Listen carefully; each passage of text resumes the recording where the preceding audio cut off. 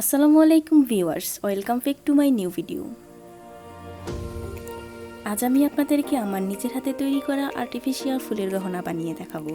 So ভিডিওটি না টেনে পুরো ভিডিও দেখার চেষ্টা করবেন। এই গহনাটি ছিল আমার ফ্রেন্ডের অর্ডারের।